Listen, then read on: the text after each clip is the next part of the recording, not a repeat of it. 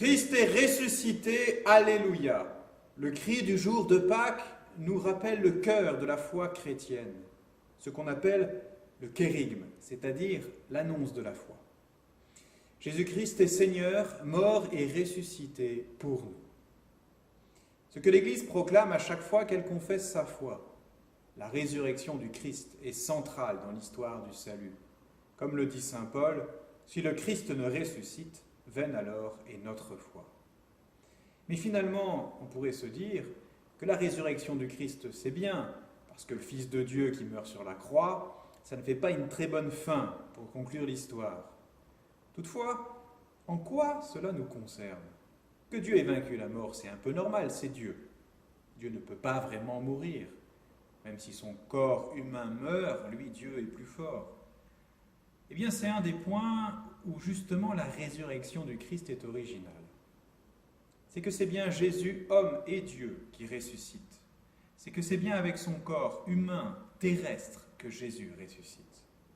Ce n'est pas une apparition divine fantomatique, mais bien un être de chair et de sang, respirant, mangeant même avec ses disciples.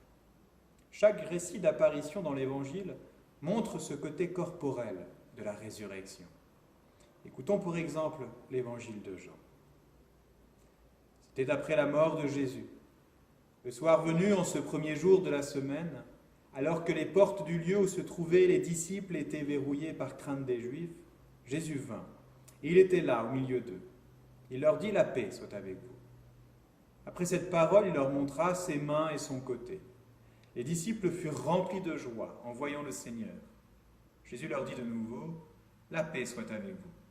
De même que le Père m'a envoyé, moi aussi je vous envoie. » Ayant ainsi parlé, il souffla sur eux, et il leur dit « Recevez l'Esprit Saint. À qui vous remettrez ses péchés, ils seront remis. À qui vous maintiendrez ses péchés, ils seront maintenus. » Or l'un des 12, Thomas, appelé Didyme, c'est-à-dire jumeau, n'était pas avec eux quand Jésus était venu. Les autres disciples lui disaient « Nous avons vu le Seigneur. » Mais il leur déclara « Si je ne vois pas dans ses mains la marque des clous, si je ne mets pas mon doigt dans la marque des clous, si je ne mets pas la main dans son côté, non, je ne croirai pas. » 8 jours plus tard, les disciples se trouvaient de nouveau dans la maison, et Thomas était avec eux. Jésus vient alors que les portes étaient verrouillées, et il était là, au milieu d'eux. Il dit « La paix soit avec vous. » Puis il dit à Thomas « Avance ton doigt ici et vois mes mains. Avance ta main et mets-la dans mon côté. Cesse d'être incrédule, sois croyant. » Alors Thomas lui dit « Mon Seigneur et mon Dieu. » Jésus lui dit « Parce que tu m'as vu, tu crois. Heureux ceux qui croient sans avoir vu. » Il y a encore beaucoup d'autres signes que Jésus a faits en présence des disciples et qui ne sont pas écrits dans ce livre. Mais ceux-là ont été écrits pour que vous croyiez que Jésus est le Christ, le Fils de Dieu, et pour qu'en croyant, vous ayez la vie en son nom. Il y aurait beaucoup à dire sur ce passage, mais arrêtons-nous sur l'aspect corporel de cette rencontre. Jésus parle au milieu des disciples, et non comme une voix désincarnée. Il leur montre ses mains et son côté. Il souffle sur eux. Et à Thomas, l'incrédule, il donne la possibilité de le toucher pour le reconnaître. Jésus est présent au milieu de ses disciples avec son corps d'homme. C'est pour nous une promesse que nous pourrons avoir part également à la résurrection. Et pas uniquement notre âme qui deviendrait pur esprit, mais aussi notre corps. L'Église le proclame dans le credo des apôtres « Je crois à la résurrection de la chair ». Ce n'est pas toujours simple à comprendre ce que ça sous-entend.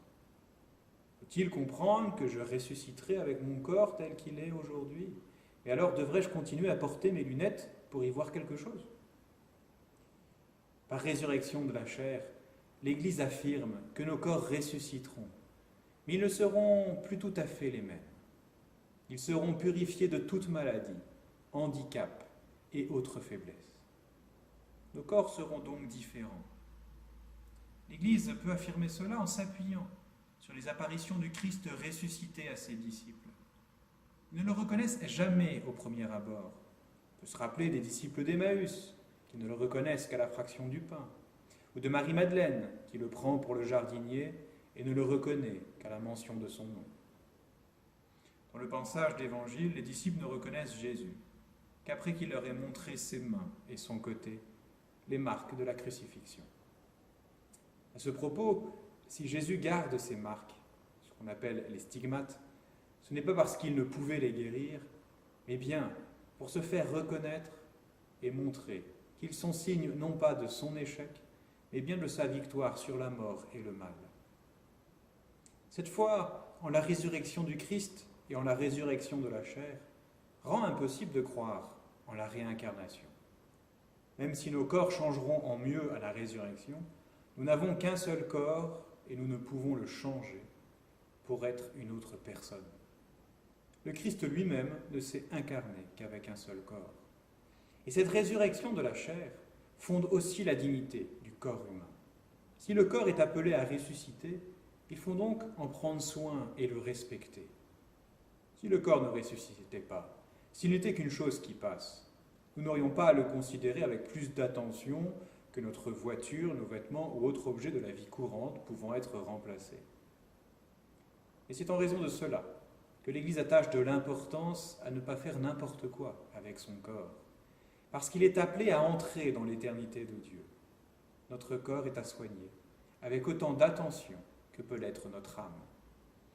Même si aujourd'hui, il peut nous faire souffrir ou être un poids pour différentes raisons, il n'en demeure pas moins une part indissociable de nous-mêmes.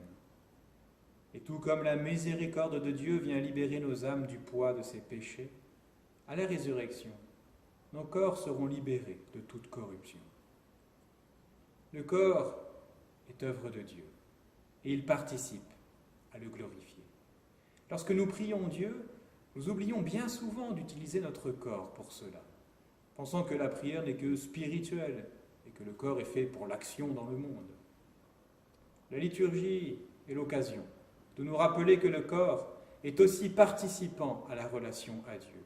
Lorsque nous nous mettons debout à genoux, lorsque nous nous déplaçons, que nous ouvrons les mains, que nous dansons parfois, notre corps et notre âme peuvent se tourner ensemble